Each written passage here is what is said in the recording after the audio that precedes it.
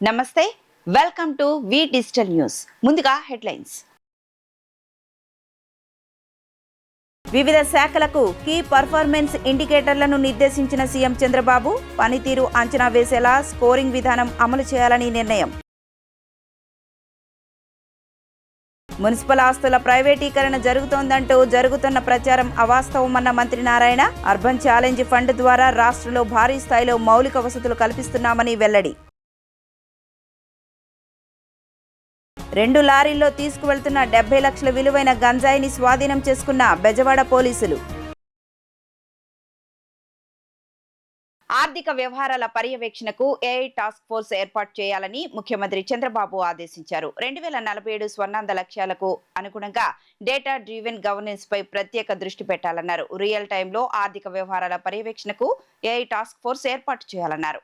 రాష్ట్ర స్థూల ఉత్పత్తి లక్ష్యాలు, కీ పెర్ఫార్మెన్స్ ఇండికేటర్లపై సీఎం చంద్రబాబు సమీక్షించారు. క్యాంపు కార్యాలయంలో సమీక్షకు ఆర్థిక ప్రణాళిక, వ్యవసాయ, ఉద్యాన, రవాణా, పర్యాటక శాఖల ఉన్నతాధికారులు హాజరయ్యారు. రాష్ట్ర, జిల్లా, మండల స్థాయిలో 2026-27 ఆర్థిక సంవత్సరానికి వివిధ ప్రభుత్వ శాఖలకు కీ పెర్ఫార్మెన్స్ ఇండికేటర్లను నిర్దేశించారు. జాతీయ సగటు కంటే తక్కువగా ఉన్న సూచికలను మెరుగుపరచడం, అగ్రశ్రేణి రాష్ట్రాలతో సమానంగా లక్ష్యాలను చేరుకోవడమే లక్ష్యంగా పనిచేయాలని దిశానిర్దేశం చేశారు. నిర్దేశించుకున్న లక్ష్యాలతో పాటు రియల్ గ్రోత్ ఆధారంగా పనితీరును అంచనా వేసేలా స్కోరింగ్ విధానాన్ని అమలు చేయాలని నిర్ణయించారు. రాష్ట్ర క్షేత్రస్థాయి ఆర్థిక స్థితిగతులను విశ్లేషించేందుకు ప్రతి నెల 12వ తేదీన ఆర్థిక నివేదికలను సిద్ధం చేయాలని సూచించారు. మౌలిక సదుపాయాలపై చేసే వ్యయం 3.5 రెట్ల మేర ఆర్థిక కార్యకలాపాలను ప్రోత్సహించేలా ఉండాలని ముఖ్యమంత్రి చంద్రబాబు దిశానిర్దేశం చేశారు. మున్సిపల్ ఆస్తుల ప్రైవేటీకరణ జరుగుతోందంటూ వస్తున్న ప్రచారం పూర్తిగా అవాస్తవమని పురపాలక శాఖ మంత్రి నారాయణ స్పష్టం చేశారు. ప్రజలకు మెరుగైన తాగునీరు, రహదారులు, డ్రైనేజీ వంటి మౌలిక సదుపాయాల కల్పనే ప్రభుత్వ ప్రధాన లక్ష్యమని తెలిపారు. కేంద్ర ప్రభుత్వం అమలు చేస్తున్న అర్బన్ ఛాలెంజ్ ఫండ్ ద్వారా రాష్ట్రంలో భారీ స్థాయిలో మౌలిక వసతుల అభివృద్ధి పనులు చేపడుతున్నామని చెప్పారు. మున్సిపాలిటీలకు కేంద్రం అందిస్తున్న అర్బన్ ఛాలెంజ్ ఫండ్ వినియోగం, రుణాల సమీకరణ అంశాలపై ఏపీయూఎఫ్ఐడిసి ఆధ్వర్యంలో 2 రోజుల వర్క్షాప్ నిర్వహించారు. ఈ కార్యక్రమానికి ముఖ్య అతిథిగా హాజరైన మంత్రి నారాయణతో పాటు హెచ్యుడిసిఓ సిఎండి సంజయ్ కులశ్రేష్ఠ, పురపాలక శాఖ ముఖ్య కార్యదర్శి సురేష్ కుమార్, మున్సిపాలిటీలకు కేంద్రం అందిస్తున్న అర్బన్ ఛాలెంజ్ ఫండ్ వినియోగం, రుణాల సమీకరణ అంశాలపై ఏపీయూఎఫ్ఐడిసి ఆధ్వర్యంలో 2 రోజుల వర్క్షాప్ నిర్వహించారు. ఈ కార్యక్రమానికి ముఖ్య అతిథిగా హాజరైన మంత్రి నారాయణతో పాటు హెచ్యుడిసిఓ సిఎండి సంజయ్ కులశ్రేష్ఠ, పురపాలక శాఖ ముఖ్య కార్యదర్శి సురేష్ కుమార్, డైరెక్టర్ సంపత్ కుమార్, రాష్ట్రంలోని వివిధ మున్సిపల్ కమిషనర్లు పాల్గొన్నారు. ఈ సందర్భంగా మంత్రి నారాయణ మాట్లాడుతూ మున్సిపాలిటీలు ఆర్థికంగా మరింత బలోపేతం కావడానికి పబ్లిక్ ప్రైవేటు పార్ట్నర్షిప్ విధానంలో ప్రాజెక్టులు చేపట్టాలని సూచించామని తెలిపారు. అయితే అన్ని పీపీపీ ప్రాజెక్టులు పారదర్శక టెండర్ విధానంలోనే అమలు చేస్తున్నామని స్పష్టం చేశారు. అర్బన్ ఛాలెంజ్ ఫండ్లో కేంద్ర ప్రభుత్వం 25% గ్రాంట్ అందిస్తుండగా మిగిలిన 75% రాష్ట్రం సమీకరించాల్సి ఉంటుందని చెప్పారు. ఈ పథకం కింద రాష్ట్రానికి కేంద్రం 3,600 కోట్లు కేటాయించగా రాష్ట్ర వాటాగా 10,800 కోట్లు సమీకరించాల్సి ఉందన్నారు. ఈ నిధుల సమీకరణలో హెచ్యుడిసిఓ సహకారం అందిస్తోందని వివరించారు. రాష్ట్రంలోని మున్సిపాలిటీల్లో ఇప్పటికే 20,000 కోట్ల విలువైన మౌలిక వసతుల అభివృద్ధి పనులు చేపట్టామని తెలిపారు. ప్రజలకు నాణ్యమైన తాగునీరు, మెరుగైన రహదారులు, సమర్థవంతమైన డ్రైనేజీ వ్యవస్థ అందించడమే ప్రభుత్వ ప్రాధాన్యమని మరోసారి స్పష్టం చేశారు. మిగిలిన 12,000 కోట్ల విలువైన ప్రాజెక్టుల అమలుకు కార్యాచరణ సిద్ధం చేస్తున్నట్లు ఆయన వెల్లడించారు. మీడియా పర్సన్స్కి నమస్కారాలు. ఈరోజు హట్కో అర్బన్ ఇన్వెస్ట్మెంట్ అండ్ విండో అనే ఒక ప్రోగ్రామ్ ఇండియా మొత్తం తీసుకొచ్చారు. అర్బన్ ఇన్వెస్ట్మెంట్ విండో ఈ ప్రోగ్రామ్ యాక్చువల్గా ద్వారా వారి యొక్క మెయిన్ ఆబ్జెక్టివ్ ఏంటంటే అర్బన్ ఏరియాలో ఇన్ఫ్రాస్ట్రక్చర్ డెవలప్మెంట్ చేయడానికి సపోర్ట్ చేయటం. అంటే ఏ విధంగా చేస్తే అర్బన్ ఇన్ఫ్రాస్ట్రక్చర్ పెరుగుతున్న దానికి ఒక గైడ్లైన్స్ ఇవ్వటం. దానికి యాక్చువల్గా దేశం మొత్తం అన్ని రాష్ట్రాల్లో వాళ్ళు చేస్తున్నారు. ఆ నేపథ్యంలో ఈరోజు యాక్చువల్గా మన యొక్క ఆంధ్రప్రదేశ్లో ఈ కార్యక్రమాన్ని ఈ 2 రోజులు ఇవాళ రేపు వర్క్షాప్ చేయడానికి యాక్చువల్గా వాళ్ళు ముందుకు వచ్చినందుకు ప్రత్యేకంగా ఫస్ట్ వాళ్ళని అభినందిస్తున్నాను. Thank you very much sir for doing this workshop. మీకు అందరికీ తెలిసిందే, మనకి ఈరోజు రాష్ట్రంలో 123 మున్సిపాలిటీస్ ఉన్నాయి. అయితే మున్సిపాలిటీస్ యొక్క ఆదాయం అంతంత మాత్రం, మనకు వస్తున్న ఆదాయం అంతంత మాత్రం. బట్ చేయాల్సిన ఫెసిలిటీస్ చాలా ఉన్నాయి. గ్యాప్ తీసుకుంటే చాలా గ్యాప్ ఉంది. జనరల్గా ఎన్ని మున్సిపాలిటీలో, పంచాయతీలను ఎక్కడైనా ప్రజలు కోరుకునేది ఏంటంటే దే వాంట్ ఫస్ట్ వాటర్, స్వచ్ఛమైన water, drinking water. That is the first. ఎందుకంటే హెల్త్ బాగుండాలంటే స్వచ్ఛమైన వాటర్ ఉండాలి. అదైన తర్వాత వాళ్ళు కోరుకునేది సాలిడ్ వేస్ట్ని డిస్పోజ్ చేయటం. ఎవ్రీడే వచ్చే హౌసెస్లో కావచ్చు, కమర్షియల్ కాంప్లెక్స్ కావచ్చు, హోటల్స్ కావచ్చు, స్కూల్స్ కావచ్చు, హాస్పిటల్స్ కావచ్చు, వచ్చే సాలిడ్ వేస్ట్ని ఏ రోజు కాలేజ్ డిస్పోజ్ చేయాలి. అది డిస్పోజ్ చేయకపోయినా అనేకమైన రోగాలు వస్తాయి. నెక్స్ట్ వాళ్ళు కోరుకునేది యూజ్డ్ వాటర్, అంటే బాత్రూమ్ నుంచి, కిచెన్ నుంచి, టాయిలెట్స్ నుంచి వచ్చే వాటర్ని ఎవ్రీడే డిస్పోజ్ చేయాలని కోరుకుంటారు. నెక్స్ట్ అదైన తర్వాత రెయినీ సీజన్లో వచ్చే వాటరు ఎక్కడా స్ట్రక్ కాకుండా, రోడ్లు బ్లాక్ కాకుండా ఉండడానికి కోరుకుంటారు. నెక్స్ట్ చక్కటి రోడ్లు, నెక్స్ట్ లైట్స్. జనరల్గా ఎనీ సిటిజన్ కోరుకునేది అది. Projects were already there, and there was a awareness that the UCF fund is coming, and I'm sure that the state of Andhra Pradesh, under the leadership of Minister Sir and the committed Honorable Chief Minister Sir, the state will take the benefit of this Urban Challenge Fund. But I can tell you, my friend, that has already been elaborated by Mr. Suresh Kumar, that this fund is a urban challenge fund. So there is a challenge in between urban and the fund.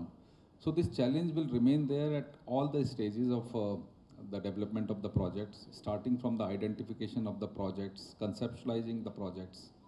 2 లారీలో తీసుకువెళ్తున్న 70 లక్షల రూపాయల విలువైన గంజాయిని విజయవాడ పోలీసులు స్వాధీనం చేసుకున్నారు. ఒడిశా నుంచి తమిళనాడుకు పెద్ద మొత్తంలో గంజాయి రవాణా అవుతున్నట్లు ఎన్టీఆర్ జిల్లా ఈగల్ శాంతి భద్రతల విభాగం పోలీసులకు సమాచారం అందిందని డీసీపీ కృష్ణకాంత్ పాటిల్ తెలిపారు.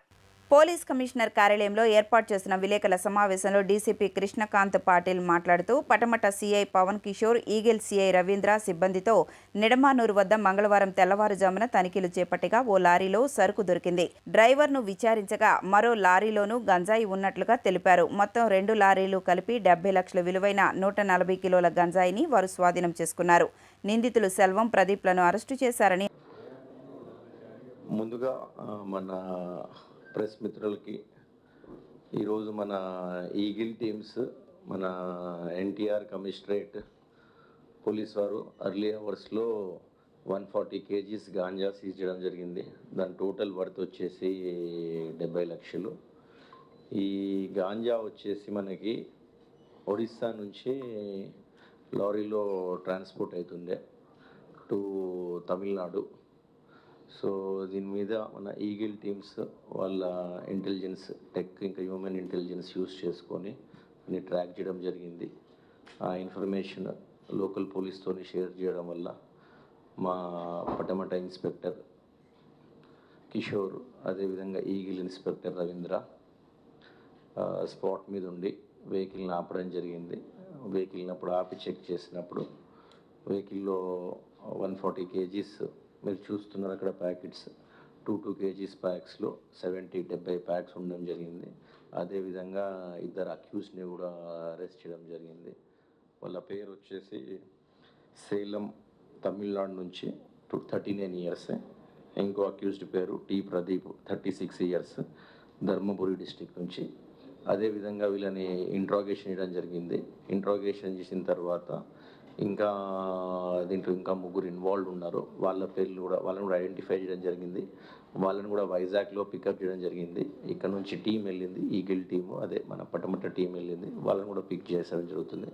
వాళ్ళ పేర్లు వచ్చేసి మన Arup Singh, 24 years, Odisha district, Gajapati district Odisha. Rajesh Kumar Singh, Gajapati district. అదేవిధంగా మొహమ్మద్ షోయల్, 27 years. సో ఈ 3 కూడా మనం కస్టడీలో తీసుకోవడం జరిగింది. సో సో టీం వెళ్ళి వాళ్ళని ఇంట్రాగేట్ చేసి ఫర్దర్గా డీటెయిల్స్ ఏమైనా ఉన్నా రివీల్ చేస్తాం. మన అక్యూస్ని కూడా ఒకసారి తెచ్చి చూపించాను.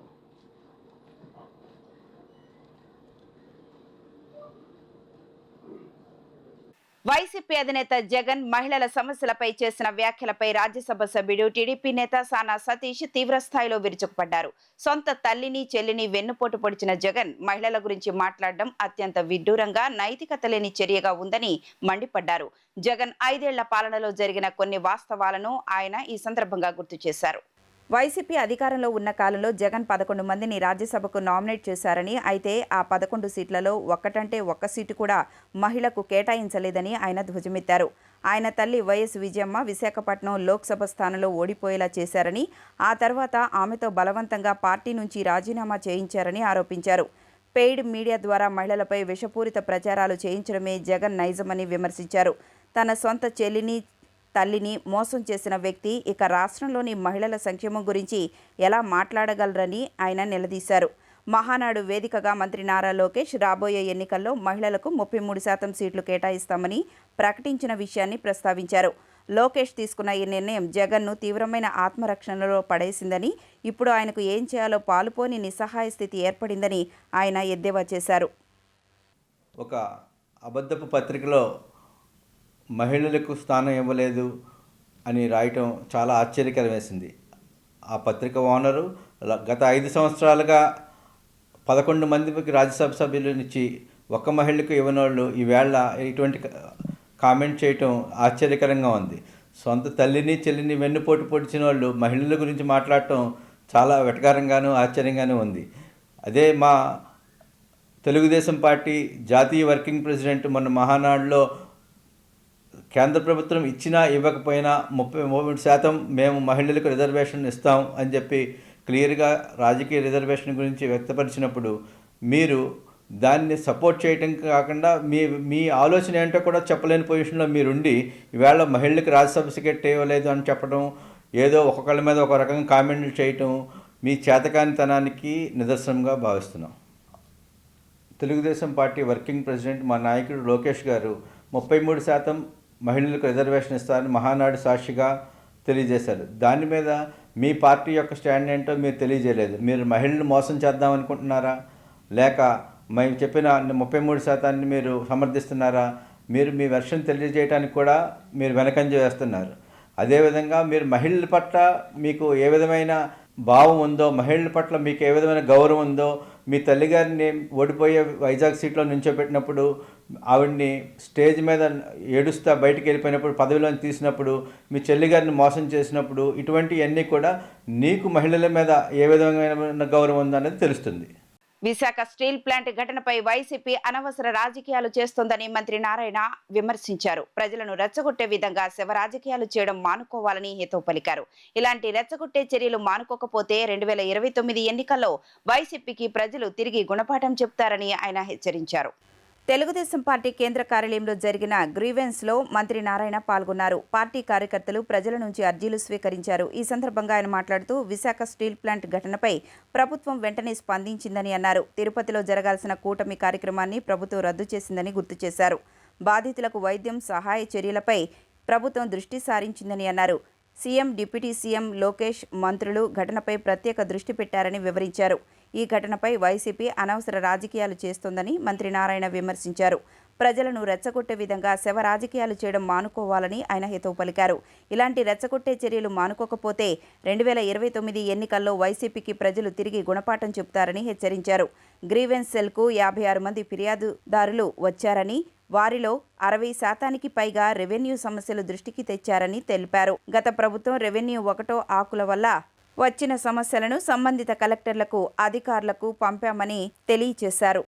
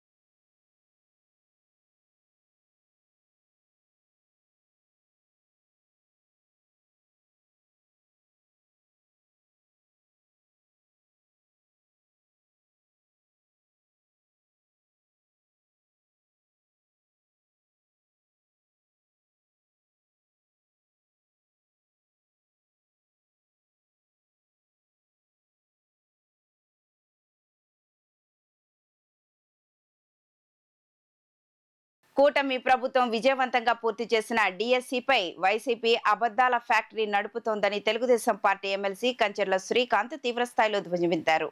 రాజకీయాల్లో విమర్శలకు హుందాతనం ఉండాలని, కానీ ప్రతీకారం, విధ్వంసం, అసత్య ప్రచారాలే పునాదులుగా వైసీపీ రాజకీయాలు నిర్మితమయ్యాయని విమర్శించారు. మంగళగిరిలోని టీడీపీ కేంద్ర కార్యాలయం ఎన్టీఆర్ భవన్లో నిర్వహించిన మీడియా సమావేశంలో మాట్లాడుతూ గత 5 ఏళ్ల జగన్ పాలనలో రాష్ట్ర యువత ఉద్యోగాలు లేక నరకం చూసిందని ఆవేదన వ్యక్తం చేశారు. ప్రతి ఏటా జనవరి 1న జాబ్ క్యాలెండర్ ఇస్తానని హామీ ఇచ్చి నిరుద్యోగులను దారుణంగా మోసం చేశారని ఆరోపించారు. 2019-24 మధ్య ఒక్క డిఎస్సి గానీ, ఒక్క జాబ్ క్యాలెండర్ గానీ విడుదల చేయని ఘనత జగన్కే దక్కుతుందని ఎద్దేవా చేశారు. చంద్రబాబు గతంలో తెచ్చిన పరిశ్రమలను కూడా వైసీపీ ప్రభుత్వం తరిమేయడంతో ప్రభుత్వ, ప్రైవేట్ రంగాల్లో ఉపాధి అవకాశాలు పూర్తిగా దెబ్బతిన్నాయని విమర్శించారు. నారా లోకేష్ చేపట్టిన యువగళం పాదయాత్రలో నిరుద్యోగ యువత నుంచి వచ్చిన వినతుల మేరకే అధికారంలోకి వస్తే మెగా డిఎస్సిపై తొలి సంతకం చేస్తానని చంద్రబాబు కుప్పంలో హామీ ఇచ్చారని గుర్తు చేశారు. ఇచ్చిన మాట ప్రకారం అధికారంలోకి రాగానే ఆ హామీని నిలబెట్టుకున్నారని తెలిపారు. డిఎస్సి ప్రక్రియను అడ్డుకునేందుకు వైసీపీ 100కు పైగా కోర్టు కేసులు వేయించినా ప్రభుత్వం వెనక్కి తగ్గకుండా ముందుకు వెళ్లిందని స్పష్టం చేశారు. మంత్రి నారా లోకేష్ ప్రత్యక్ష పర్యవేక్షణలో డిఎస్సి ప్రక్రియను అత్యంత పారదర్శకంగా, ఎటువంటి ఆరోపణలకు తావు లేకుండా పూర్తి చేశామని చెప్పారు. ఆన్లైన్ పరీక్షలు, సర్టిఫికెట్ల పరిశీలన, ఎంపిక ప్రక్రియ మొత్తం ఆధునిక సాంకేతికతతో జరిగిందని వివరించారు.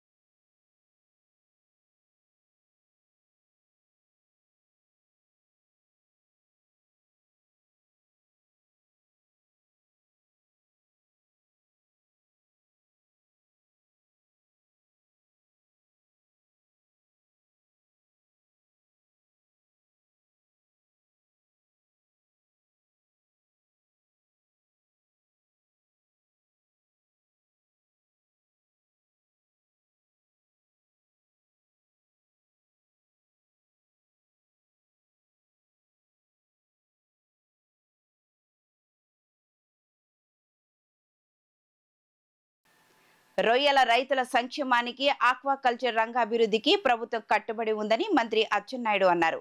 ఫీడ్ ధరల అంశంపై రైతులు, తయారీదారులు పరస్పర అంగీకారానికి రావాలన్నారు. ఫీడ్ ధరల నిర్ణయంలో శాస్త్రీయ విధానం అవసరమని చెప్పారు. జూన్ 1 నుంచి అదనంగా 12,000 ఆక్వా విద్యుత్ కనెక్షన్లకు రాయితీ ఇవ్వనున్నట్లు తెలిపారు. యూనిట్కు ₹1.50 విద్యుత్ సబ్సిడీని ప్రభుత్వం ఇస్తుందన్నారు. రైతుల సంక్షేమం కోసం ప్రభుత్వం నిరంతరం కృషి చేస్తోందన్నారు. విజయవాడలో రొయ్యల రైతులు, ఫీడ్ తయారీ సంస్థల ప్రతినిధులతో మంత్రి అచ్చెన్నాయుడు ఉన్నత స్థాయి సమావేశం నిర్వహించారు. ఫీడ్ ధరల నిర్ణయంలో శాస్త్రీయ విధానం అవసరమని చెప్పారు. పారదర్శక ఫీడ్ ధరల వ్యవస్థపై ప్రభుత్వం సానుకూల పరిశీలన చేసిందని తెలిపారు. ఫిష్ మీల్, సోయాబీన్ ధరలు పెరుగుదలతో ఉత్పత్తి వ్యయాలు పెరిగినట్లు తయారీదారులు విజ్ఞప్తి చేశారు. ఫీడ్ ధరల పెంపును నియంత్రించాలని రైతులు విజ్ఞప్తి చేశారు. తాత్కాలికంగా కిలో ఫీడ్పై ₹6 మాత్రమే పెంపు చేయాలని రైతులు సూచించారు. సీబా, మత్స్యశాఖ, రైతు సంఘాలు, తయారీదారులతో కమిటీ ఏర్పాటుకు ప్రతిపాదన చేశామన్నారు. కొత్త విధానం వచ్చే వరకు కిలోకు ₹12 పెంపు పరిశీలనకు తయారీదారుల సంసిద్ధత వ్యక్తం చేశారు. ఫీడ్ ధరలపై ఇంకా తుది ఏకాభిప్రాయం కుదరలేదు. త్వరితగతిన పరిష్కారం కనుగొనాలని ప్రభుత్వం సూచించింది. చిన్న పెద్ద ఫారాలు అన్న తేడా లేకుండా రాయితీ వర్తింపు చేస్తున్నట్లు చెప్పారు. Aqua zone, non aqua zone కనెక్షన్లకు సబ్సిడీ వర్తింపు చేయాలన్నారు. విద్యుత్ రాయితీతో ఉత్పత్తి వ్యయం తగ్గనుందని తెలిపారు.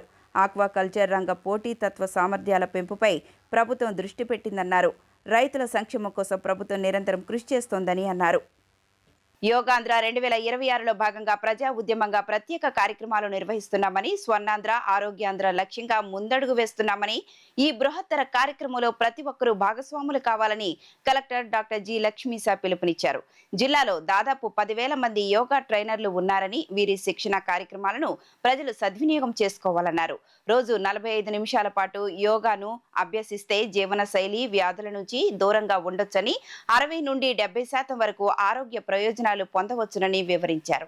విజయవాడ అర్బన్ పరిధిలో బీఆర్టీఎస్ రోడ్లో ఈరోజు ఉదయం యోగా అభ్యాసన కార్యక్రమం జరిగింది. ఈ కార్యక్రమంలో కలెక్టర్ లక్ష్మీశా, వివిధ శాఖల అధికారులు ప్రజలతో కలిసి యోగాసనాలు వేశారు. ఈ సందర్భంగా ఆయన మాట్లాడుతూ ప్రధానమంత్రి, ముఖ్యమంత్రి దిశానిర్దేశం స్ఫూర్తి పదంతో జిల్లాలో ఊరువాడ యోగా కార్యక్రమాలు నిర్వహిస్తున్నామన్నారు. బీఆర్టీఎస్ రోడ్, బెరం పార్క్ తదితర ప్రాంతాలతో పాటు ప్రముఖ పర్యాటక ప్రాంతాలు, ఆలయాలు, పార్కులు, ప్రభుత్వ కార్యాలయాలు ఇలా ప్రతి చోట యోగాభ్యాసన కార్యక్రమాలు నిర్వహిస్తున్నట్లు తెలిపారు. ప్రజలందరినీ ఆరోగ్యంగా, ఆనందంగా ఉంచుతూ స్వర్ణాంధ్ర, స్వచ్ఛాంధ్ర, ఆరోగ్యాంధ్ర నిర్మాణమే లక్ష్యంగా రాష్ట్రమంతటా యోగా కార్యక్రమాలు జరుగుతున్నాయన్నారు. ఆయుష్, వైద్య ఆరోగ్యం, పురపాలక, రెవెన్యూ, పంచాయతీరాజ్, యువజన సంక్షేమం, విద్య ఇలా వివిధ శాఖల ఆధ్వర్యంలో కార్యక్రమాలు జరుగుతున్నాయని, వీటిలో సమాజంలోని ప్రతి ఒక్కరిని భాగస్వాములను చేయాలనే ఉద్దేశంతో రోజుకో థీమ్తో ఈ కార్యక్రమాలను నిర్వహిస్తున్నట్లు వివరించారు. ఇప్పటికే పోలీస్ థీమ్ యోగా జరిగిందని తెలిపారు. ప్రతి కుటుంబంలో అందరూ యోగాను రోజువారీ జీవితంలో భాగం చేసుకోవాలని సూచించారు. యోగాభ్యాసం ద్వారా ఒత్తిడి తగ్గడంతో పాటు ఏకాగ్రత, శక్తి, ఆత్మవిశ్వాసం పెరుగుతాయని కలెక్టర్ లక్ష్మీశా వివరించారు. కార్యక్రమంలో విజయవాడ నగరపాలక సంస్థ అదనపు కమిషనర్ డి. చంద్రశేఖర్, జిల్లా ఆయుష్ అధికారి డాక్టర్ వై. రత్న ప్రియదర్శిని, యువజన సంక్షేమాధికారి doctor Kolleti Ramesh, DMHO doctor J. Indumathi తదితరులు పాల్గొన్నారు.